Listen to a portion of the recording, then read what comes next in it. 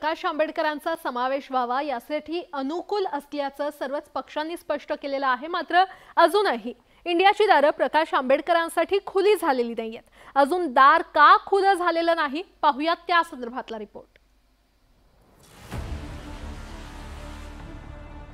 प्रकाश आंबेडकरांचा इंडिया आघाडीमध्ये समावेश होण्याची चर्चा गेल्या 3 महिन्यांपासून सुरू आहे। शिवसेना ठाकरे गट, काँग्रेस आणि शरद पवार गट हे महाविकास आघाडीतील तिन्ही पक्ष वंचित बहुजन आघाडीचा इंडियामध्ये समावेश व्हावा यासाठी अनुकूल आहेत। तर प्रकाश आंबेडकर यांनी देखील आम्ही सर्व एकत्र येणार आहोत असं सांगितलंय। पण इंडिया आघाडीमध्ये समावेश कधी होणार हे त्यांनीच ठरवायचं असल्याचंही प्रकाश आंबेडकर यांनी स्पष्ट केलं। त्या अनुषंगाने भेटीगाठी होणार असल्याचं सांगत प्रकाश आंबेडकरांनी शरद पवारांसोबत झालेल्या भेटीला एक प्रकारे दुजोराच दिला। ज्यावेळेस आम्ही पत्र लिहित नव्हतो की आम्हाला सर इंडियामध्ये सहभागी घ्या, त्याच्यामुळे सर ते इन्क्लूड आहे की एनसीपी सुद्धा इन्क्लूड आहे, काँग्रेस सुद्धा आहे, शिवसेना सुद्धा आहे। त्याच्यामुळे वारंवार या भेटी होत राहणार। झाली भेट तर निश्चितपणे आपल्याला सांगेन। प्रकाश आंबेडकरांचा इंडिया आघाडीमध्ये समावेश व्हावा अशी भूमिका शिवसेना ठाकरे गटानं आधीपासूनच घेतली आहे। शिवसेना ठाकरे गट आणि वंचित बहुजन आघाडीची आधीच युती झाली आहे। राज्यात 48 पैकी 40 जागा जिंकाव्यात ही प्रकाश आंबेडकर, राहुल गांधी आणि शरद पवारांची ही भूमिका असल्याचं संजय राऊतांनी सांगितलंय। वंचित बहुजन आघाडी आणि महाविकास आघाडीत चांगला समन्वय असल्याचं संजय राऊतांनी स्पष्ट केलं।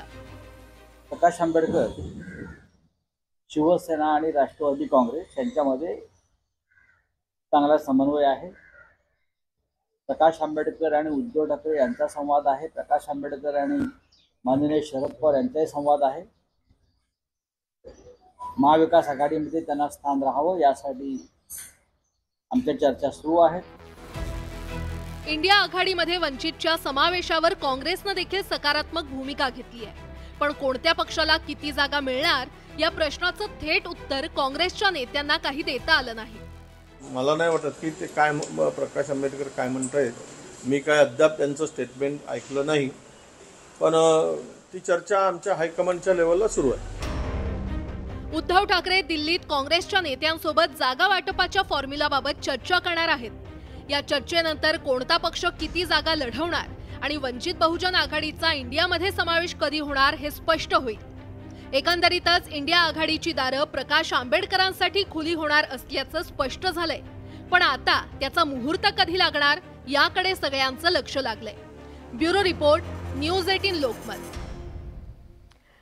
इंडिया आघाडीचा संयोजक कोण होणार हा आता वादाचा विषय ठरणार असल्याचं स्पष्ट झालंय। कारण नितीश कुमार इंडिया आघाडीचे संयोजक होणार असल्याचा दावा जेडीयूने केलेला आहे, तर अशा प्रकारचा कुठलाही प्रस्ताव आलेला नाही असं संजय राऊत यांनी स्पष्ट केलंय। पाहूयात।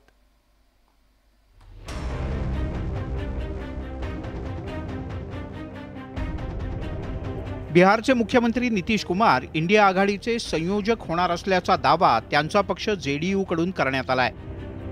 नितीश कुमार बिहारचे मुख्यमंत्री असल्यानं इंडिया आघाडीत त्यांचं स्थान मोठं आहे। बिहारमध्ये भाजपला रोखण्यासाठी नितीश कुमार सक्षम असल्यानं इंडिया आघाडीत त्यांच्या शब्दाला किंमत असल्याचं पाहायला मिळतंय। जेडीयूने केलेल्या दाव्याला संजय राऊत यांनी मात्र सुरुंग लावला। इंडिया आघाडीच्या बैठकीत असा कुठलाही प्रस्ताव आला नाही असं संजय राऊत यांनी म्हटलं।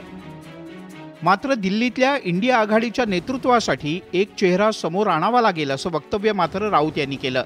दिल्लीतल्या इंडिया बैठकीच्या वेळी माननीय उद्धव ठाकरे यांनी सुद्धा एक चेहरा आपल्याला इंडिया आघाडीच्या नेतृत्वासाठी आपल्याला समोर आणावा लागेल। मग एखादा सिनियर नेता, समन्वयक किंवा चेअरपर्सन म्हणून आणावा आणि तो एक मताने निर्णय घेतला जाईल। जेडीयूने नितीश कुमार यांना इंडिया आघाडीचं संयोजक करण्यासाठी आक्रमक भूमिका घेतल्याचं स्पष्ट होत आहे।